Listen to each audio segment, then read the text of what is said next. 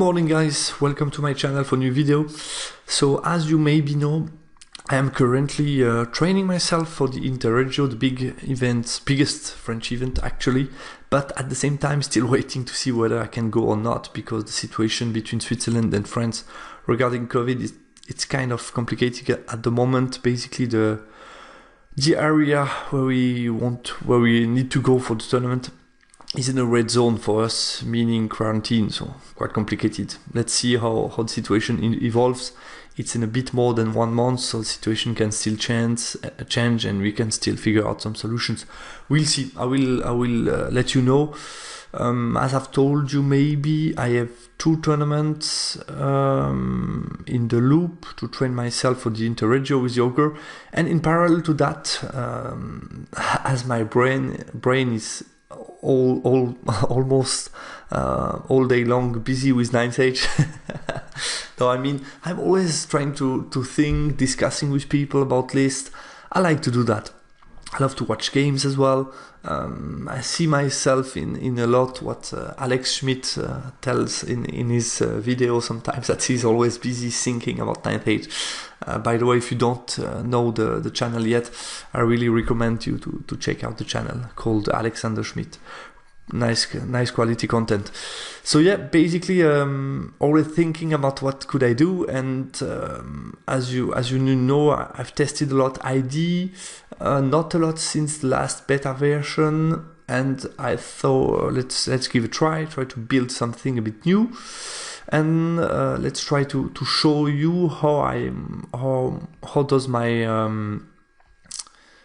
the thought process behind the building of a list. Try to show you step by step. This might help some of you in the future creation of lists to think about all the aspects when you create a list, because there are some things you need to pay attention to if you don't want to lose too much time. So here you can see my steps that I try to follow when I build a list. It's not always in the same order, same structure, but that's more or less what I came up with when I wanted to, when I decided to think about a little bit, actually what's the structure, what's the reasoning behind the creating of a list. So first of all, always trying to think about the meta. What do you see at the moment? And in this step, watching games of course helps a lot. Watching lists published for tournament help a lot as well. So I'm trying to watch as much as possible. I'm also interested in watching games. So at the moment with UB, of course, it's perfect to follow a bit the meta, because you can not only see what are the people playing, but also how does it look like on the table. Because a lot of lists, you have some ideas, but you don't know exactly how people play them on the table and what are the real strengths sometimes of some lists or some hidden tricks. So first step would be the meta. In this case, what is a bit the meta at the moment, in my opinion? I always see warrior and demon as quite strong. You also see a lot of vampires and saurian at the moment on UB, a lot of saurians actually. But yeah, I would say if you see warrior, a lot of single model, very mobile, aggressive magical setup, a bit of chaff. Demon, very MSU, some Scourge, but a bit less than a couple of months ago. You see a bit more bloodflies, but still MSU oriented, a bit of chaff, a bit more magical setup to boost the unit combat, but at the same time you still have some damage. So that's a bit what we see with the demon at the moment. Demon, you have of course different alliteration of lists. You see some people play with a block of Myrmidon, other people play a full MSU with a lot of Lemus and Omen. So that's a bit what you see in demons. Vampires, you have more or less aggressive lists, but I would say the typical thing would be an aggressive occultist mage that you see quite a lot. 1 or 2 Shikingoro, 1 or 2 Dark Coach, often some blocks in chorus, some chaff, and some others some other things to threat the opponent. For example, the BSB that can lock you. So some strong character are also quite common. It can be strong vampire. There are a lot of things, but that's a bit the idea. Saurian at the moment, it's a lot between the 3 Taurozer and so Kaiman Slann, so good magical setup, quite aggressive. And the Alpha Carnosaur plus Slann plus Taurozer, Stigio, but still MSU oriented, good poison shooting in core, a lot of poison shooting in core actually. The Ogre also quite a lot of single model at the moment. Wilder Art or in classic version you still have a lot of MSU with single model at the moment, quite strong as well at the moment, the Ogre Khan.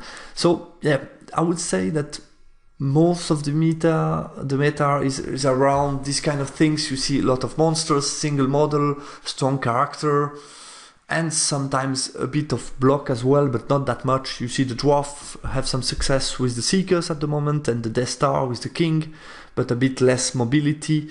So it's between, I would say, a small part of the meta have some good blocks, but rather with low mobility, and the rest is more around mobility, combination, single models, monsters. That's a bit the idea, what I see at the moment.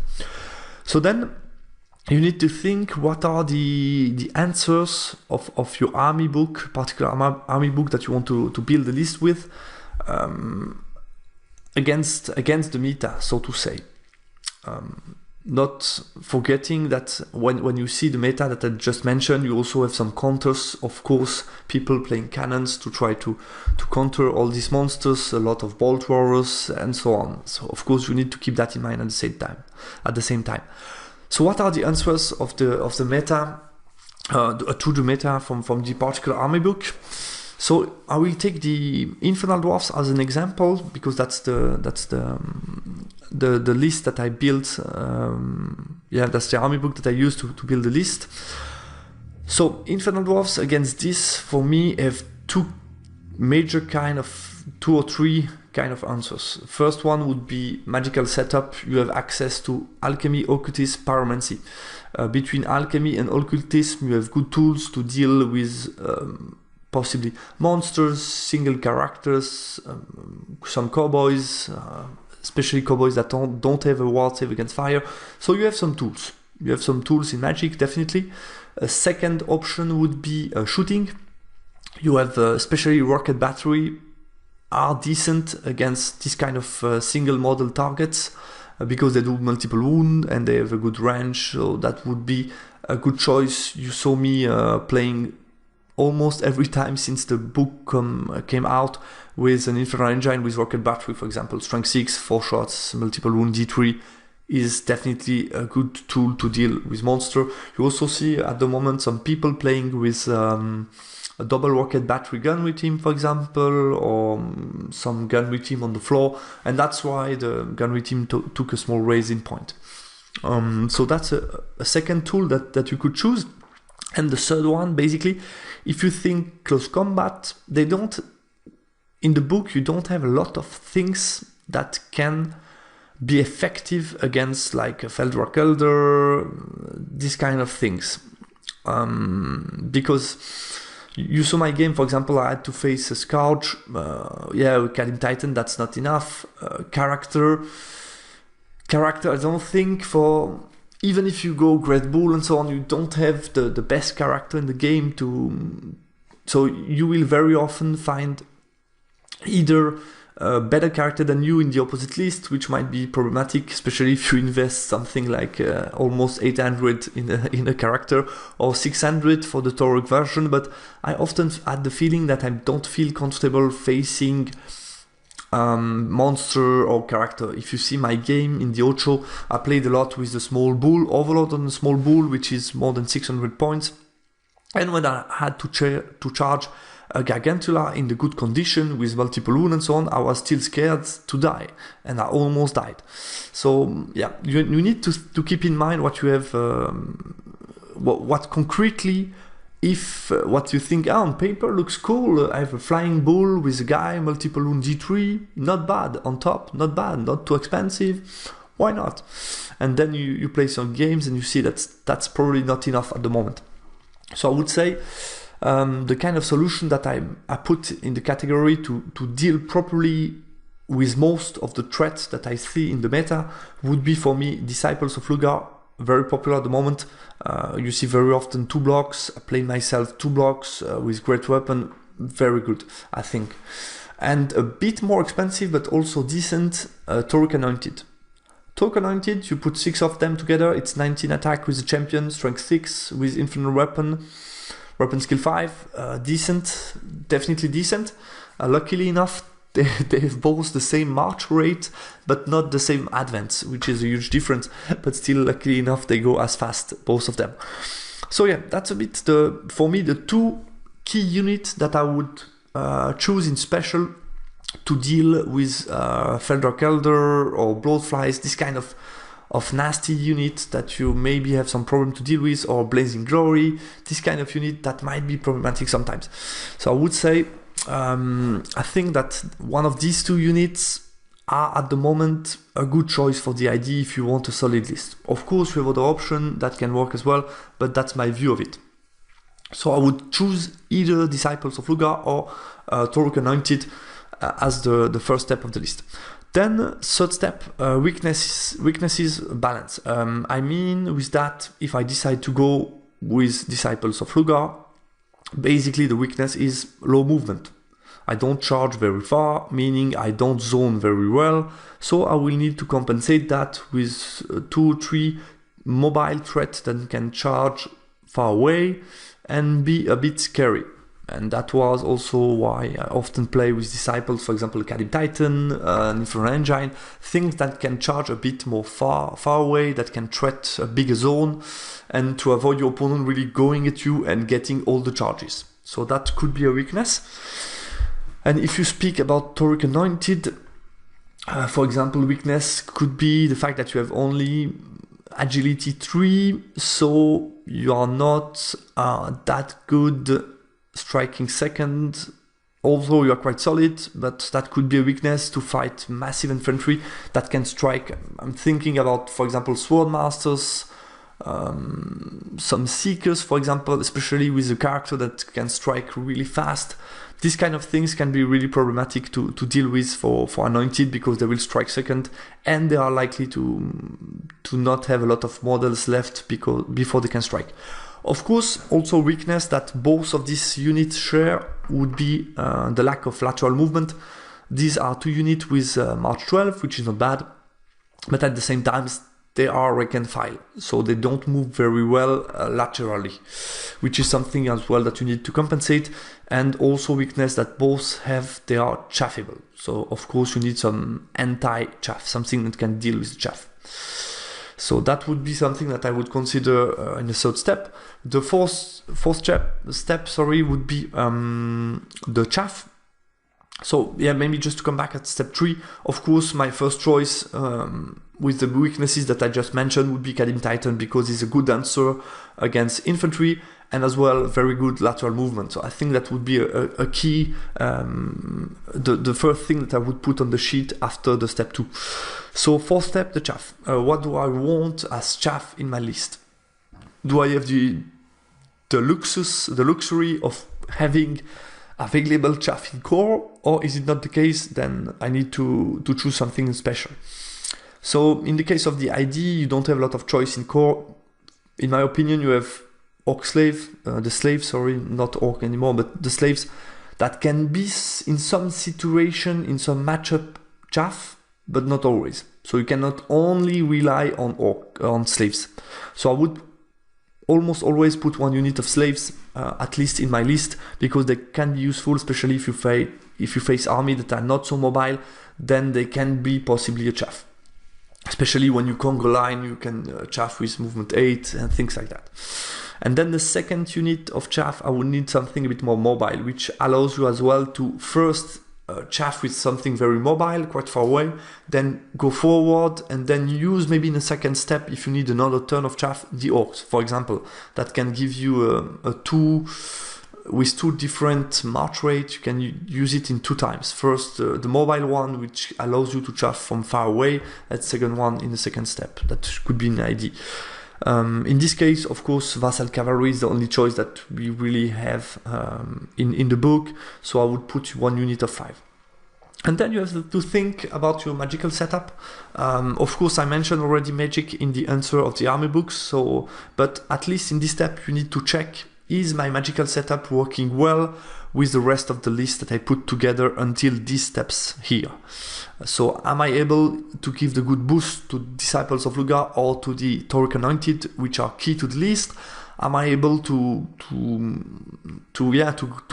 give some good support, to have to help cover some weakness? Especially in this case, the dealing with the chaff, for example, could be something that the magic can do really well. And then, secondly, I would also think about my BSB. What kind of BSB do I need? Do I need a mobile BSB? Can I also play with a more static BSB? Do I want a fighty BSB? Am I accepting the fact that my BSB could be sensitive against range damage? How can I hide my BSB if I'm taking something like Toruk Ritual, for example? You can hide it behind a lot of stuff, so that could be a good idea to have mobile BSB. Or you can go with the traditional Vizier in a unit. You can go Small Bull of Shamut. It's also quite interesting because you have 18 in French. I played with it in the past year, found it quite interesting, but at the same time here you need to accept the fact that you are going to be sensitive against War Machine, which can be problematic because if you lose your BSB, it's a lot of points, then your list doesn't work really well. Of course, you can also think, do you really need a BSB? To be honest with you, I'm part of the people that almost never leaves home without BSB. I'm playing Ogre Khan and Infernal Dwarfs, so in both armies I'm not feeling too confident when I play without a BSB. Maybe because I'm still doing too much mistakes at the moment, I don't know. I know some people played, especially with the Ogre Khan, for example, you can play very MSU without a BSB, that's feasible, so why not? That's also something that you can consider at this step of the list building. Step number 6. At this point of time, you should have magical setup, a BSB, more or less a core, chaff, some good impact units. So you have some couple of points left, like 500 to 700 usually in my list, where you can decide, okay, which way do I want to go? And that's for me the interesting part, which you can play a bit. You can try to change things between games, but I would always try to be quite stable with the first part of the list. Maybe step 2 to 4, you will see afterwards the unit will not move that much in my first couple of tests. Maybe I will play a little bit more, even until step 5. That will not change much in my list. But then that's with the rest. I will try to play with different options to see how it works, what's the best to work with the rest of the list. And then of course the final step is to test the list. It's often not enough to only play one game and say, okay, this list is shit. Especially, I wouldn't change the unit that I choose in the selection steps 2 to 5 until after a few games. So you need to test it against different armies, different lists, different opponents, to have some conclusions, some knowledge. So now I'm going to show you the list, and I've tried to highlight a little bit which units have been chosen in which steps of my process. So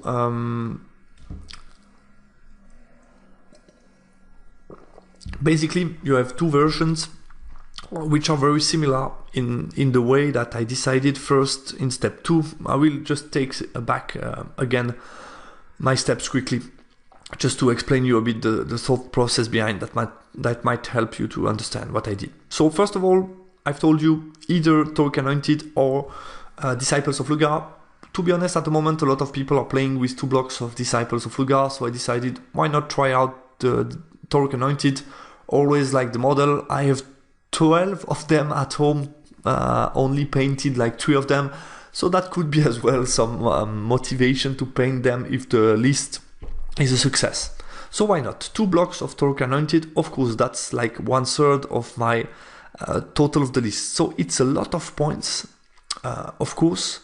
And they have some disadvantage if you compare to Disciples of Lugar, for example, the bigger base, the fact that you don't have a bigger march rate, the fact that you have less bodies with multiple wounds, the fact that you cannot have a flaming attack, no feint flights, this kind of stuff. But they have some advantage, and especially for me, in this case, I like really the fact that you have movement 7. Movement 7 allows you to charge quite far away, and you have a ton of attack with weapon skill 5, strength 6, which is also key for me because you hit well, so you can go against a character with high defensive weapon skill, you can hit on 4+, and then you will always scare them with strength 6 attack. So I kind of like this setup. 2 units of Torque Anointed, let's try them. I try to not put too many options. Magician Champion, it's the minimal configuration. Of course, Infernal Weapon Shield, 3+ armor save is really solid, strength 6 is good.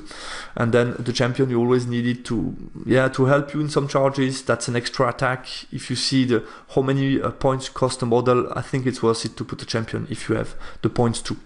And then the second part of the answer of the armor book that I decided to put in the list is of course magic. I decided to go without shooting because I didn't think that put a lot of shooting with 2 units of Anointed was the best way to go.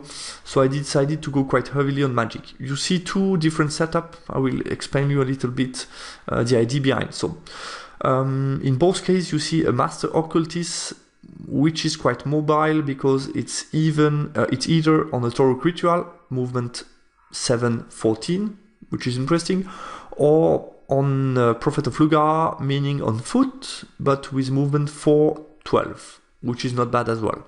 So you have the mobility to be in good spot, especially to be in range to boost your Torque Anointed. Because as well, my idea with the magic, that's something that I check in step 5, was to be able to support them properly, because I invest so many points in these 2 units, I should be able to help them be effective in combat. And the second mage will be an Adept Alchemy. In the first case you see Bull of Charmut, in the second case on foot. So basically I ensure myself that I have 2 very close combat spell to help Torque Anointed. One time it's the ward save, 5 up, one time is +2 armor save. 2 spells that work really well with them because they will be really tough to crack, so to say. So 2 interesting spells. With the Master Occultism, I have also some tools sometimes to reduce weapon skill in combination between Rot Within, Hereditary spell. I could be able to help them eating a bit better. So that's also something that I found interesting.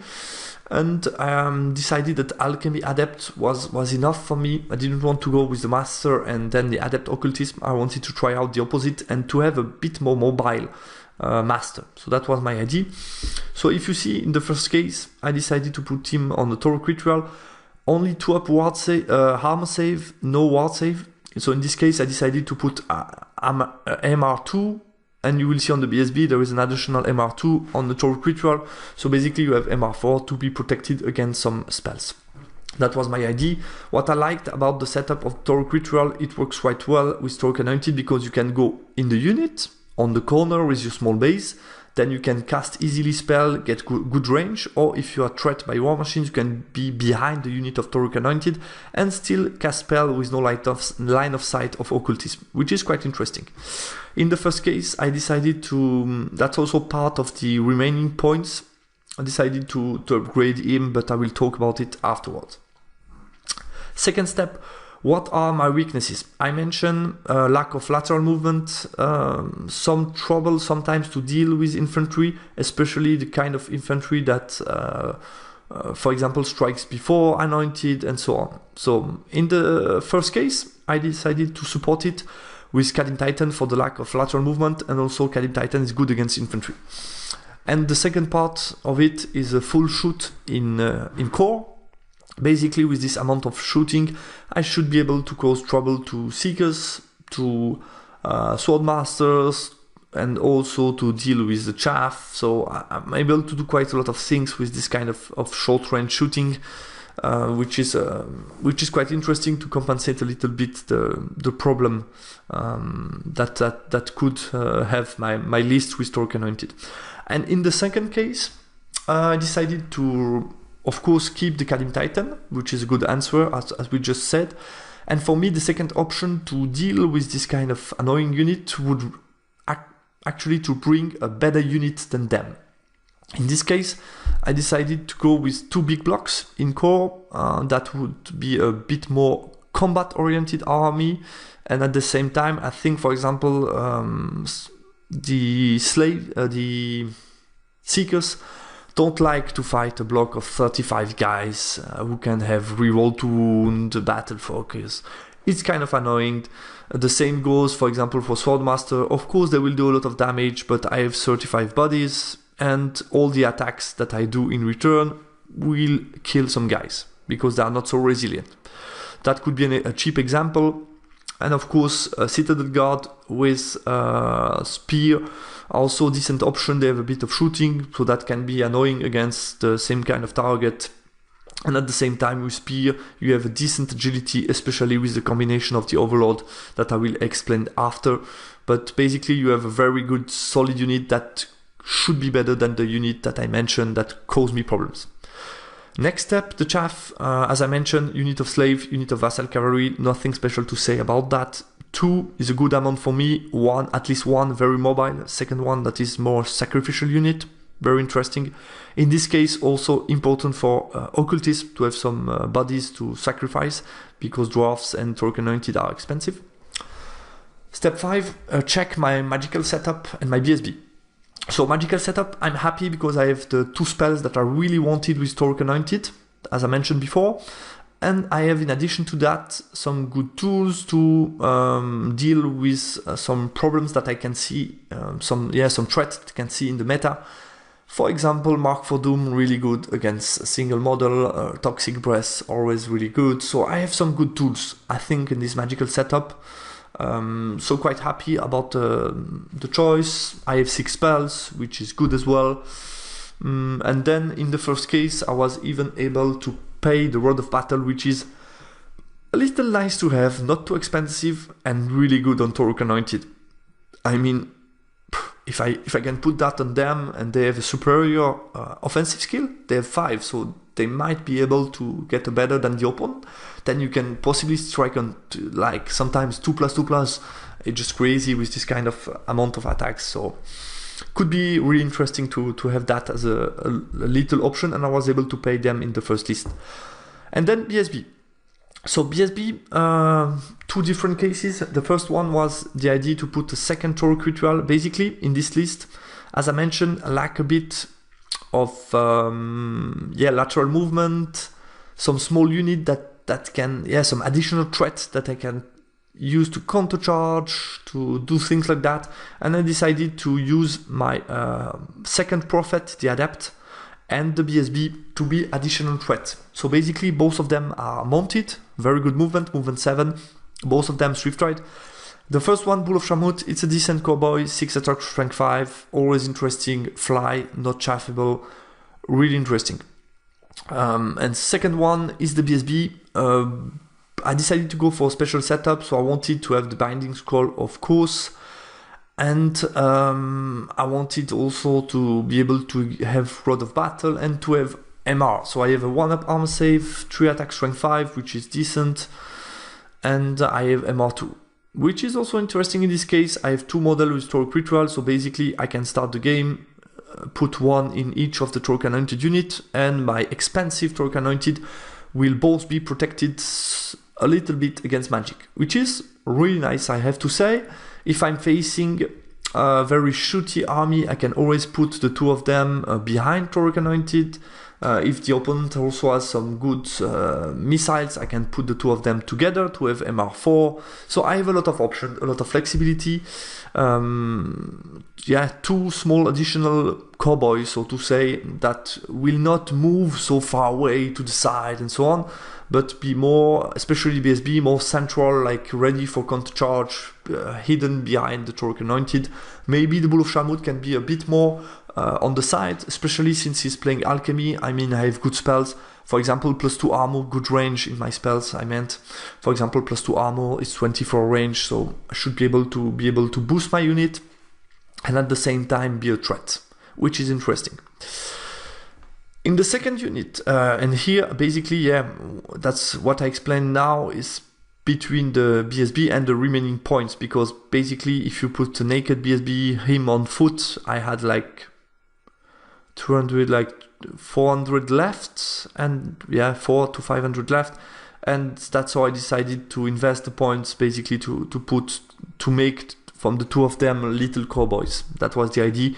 So basically, yeah, my combat threats are mainly 2x6 Torque Anointed Kadim Titan, and then I have two guys who can do some nice counter charge. That was a bit the idea, and then you see the rest of the setup is shooting and chaff, and of course magical. The second unit is a bit different. Second list, sorry. Yeah, as I've told you, I decided to go with the option of having a very good close combat unit by paying an Overlord on foot.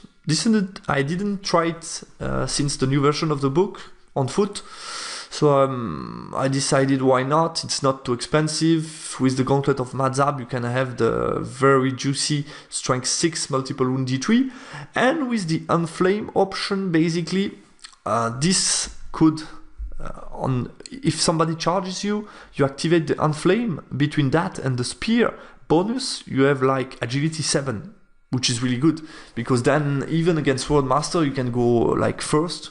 I think they have like agility 5 or 6, at least at the same time. I would say, I'm not sure that they have maybe 6, but basically this makes your unit quite interesting because you have a very good fighty general in the unit, and this also allows me to play vassals because you will profit from the leadership 10 of the general.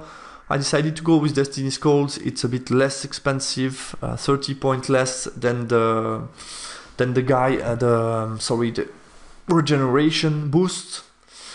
And also I found interesting the synergy between the fact that you can give a +1 ward save to him to make him really strong in challenge. That's always something interesting. So not too expensive, and in this case I decided to reduce a little bit, so to keep the BSB actually cheap, invest the points in Overlord, and keep him on foot. So you see a bit these 400 to 500 points that I decided to invest a bit otherwise, because in this case I don't have two mobile cowboys in this case, but I have two additional combat block. So in this case I'm only relying on the Kadim Titan to move a bit more. The rest of the list is a bit more static, but I will be very, very solid in the center of my line with this Citadel Guard unit and Vassal Levies, because in this case I have not only 3 main combat threats and 2 cowboys, I have 5 decent combat threat that can deal with an enemy unit on their own, which is not the case, for example, for the BSB in the first list. So yeah, that was a little bit the construction that I made after following the steps on the left. It's interesting. Second case is of course a Death Star. It's not so my taste usually, but I have to admit I have played it in the past and I've kind of liked it with the Infernal Dwarfs. I think the key with the Death Star is you still need to have enough threat around. If you have a big Death Star, very expensive, no, because then you will lack threats on the rest of the boards, and basically the opponent will be able to single out the rest of your army, kill the rest, and then go around your Death Star, and then you just feel very frustrated to be with your Death Star in the middle of the park. So in this case I have a relatively cheap Destar, so to say. I mean, I've invested in an Overlord, but the rest, it's in core. It's not too expensive. Of course, it's still Citadel Guard. It's still almost, it's 645, so it's still expensive, to be honest. But at the same time, I have some nice tricks, because in this case I can put both my Prophet with the Lugar option, which gives them a good mobility, movement 412 and ward save 4+. So basically in this unit I have 3 characters with 4+ ward save. Interesting. I've decided to go with Great Weapon, the same price, you have Paired Weapon. I need to try this out. That's some fine tuning that I can do with the list. And I went with a cheap BSB. So basically everybody can hide or be in the Citadel Guard unit, protected. If you see, this list is very resilient against magical missile, against war machine. I mean, you have only Kalim Titan that can be a bit more sensitive, but still not too expensive. But the rest is very solid. You have a lot of bodies, a lot of health points. I mean, if you face some ball throwers, some cannon, you're not too afraid. I mean, you have only one big guy, so you can use a little bit some covers, and he has a ward save at the same time. So I wouldn't be too afraid to face big war machines. And at the same time, you are decent in combat, because I'm bringing with this guy a solid character that can strike at agility 7 if somebody charges me. So yeah, that's quickly enough for me. And I can, with the Unflame, also I found interesting, if I choose the weapon multiple wound D3, it's flaming. So to put it unflammable at a particular time when you face a Basalt Infusion or 2+ against Dragonfire Gem, for example, you will be happy, because then your Overlord is very versatile. You can always be a threat. You can always threat them with very good multi-wound, high strength attacks. So, interesting addition to the list, because I have 4 hard-hitting units. In this case, 2 units strength 6. This guy is also strength 6. This guy is strength 6. So I have some very decent close combat list. This list is definitely a bit more aggressive than the first one, which sometimes will use the good zoning capabilities of Kalim Titan and Troika Anointed. Should chaff, prepare yourself for counter charges, put everything in place. It's a bit different setup.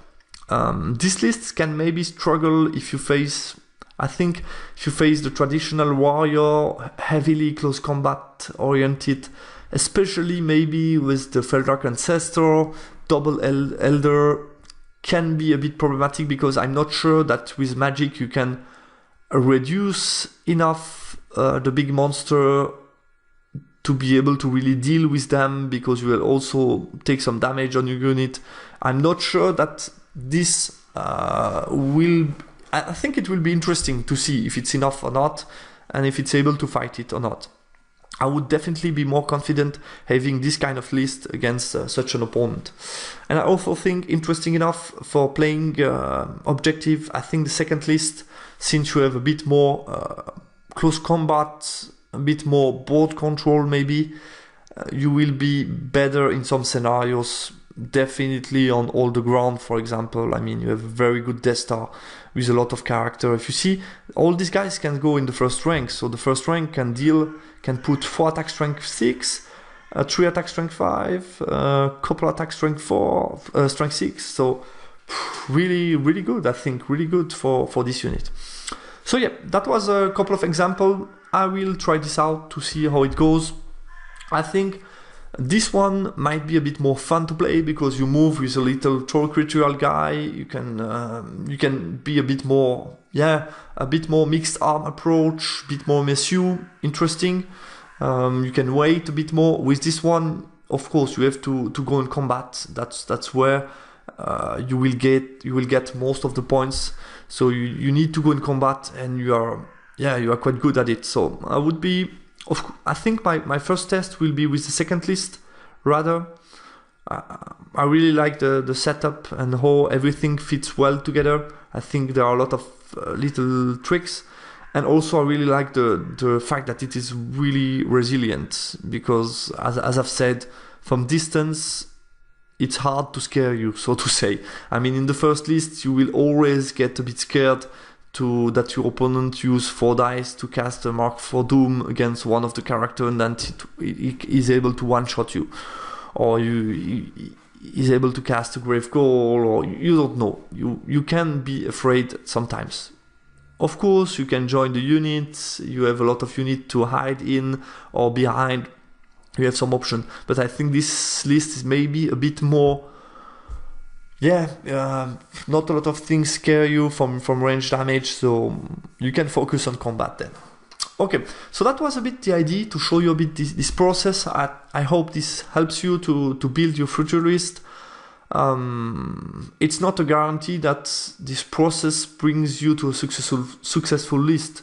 It's, I mean, this can be that in a couple of weeks, months, I will tell you, 2 times Torque Anointed. I mean, they are too slow on the march, or they have a too big footprint, or I don't know why. There could be a reason why I'm not convinced with the first step that I choose, and then I would, of course, need to go on something else. But I think as long as I'm convinced by the tools of the army book that I decided to choose to fight in the current meta, I think I can keep up with the chassis of this list, and then just decide to play between the steps of the core, how to go with the rest of the list, and the remaining points between, for example, Overlords, some Cowboys, or go really cheap and pay something else. For example, reduce a bit magic maybe, and have some tank. There are some options. Also, with the second list, I need to make sure that I'm fine with the magical setup, because in this case, I have no Binding Scroll, no Rod of Battle. Especially, I don't like the fact that I don't have a Binding Scroll, but I was not able to find the points, so I need to see if the Enflame is really, really useful, or only in a couple of cases. For example, if you're facing unit like Swordmaster and so on, are you able to focus enough with magic from occultism to deal with them that you don't need the Enflame?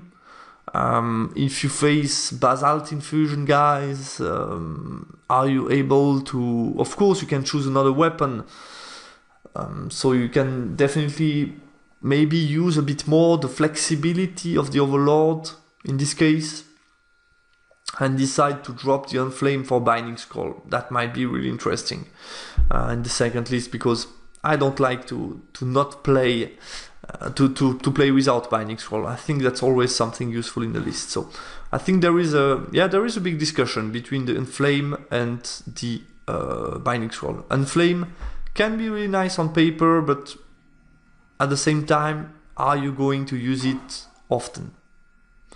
Because the big strength of this kind of unit is the fact that you are resilient. So striking last is not always a problem. So I could definitely maybe go without Enflame. Then you need also to think, is the agility of the Overlord enough? That's what I liked about the Enflame, is the fact that it helps you to gain more versatility, and at the same time you get the agility boost. So I think some Potion of Swiftness or something would be interesting, or at least on the Overlord, because I'm afraid that in some of the duel, basically by striking last, you would die, because you are not that resilient. You're relying a lot on the ward save that you would roll. So yeah, that's a bit some reasoning behind. As you heard, that's not a finished product. I think I will try this list as it stands now, see how it goes, see how I feel with it, maybe adapt a thing, try to switch a thing or two, play it again, see how it works, and then maybe if I'm not convinced with the idea of having some blocks in core and having some more static units, then I will try out maybe the version with a bit more mobility, more cowboys. Might be interesting as well. So yeah, guys, that's all for this video. I hope you liked the idea of having some views about how I build the list. to give you some tools. I hope you liked it. That might help you for your future list building, and talk to you soon in another video. Bye.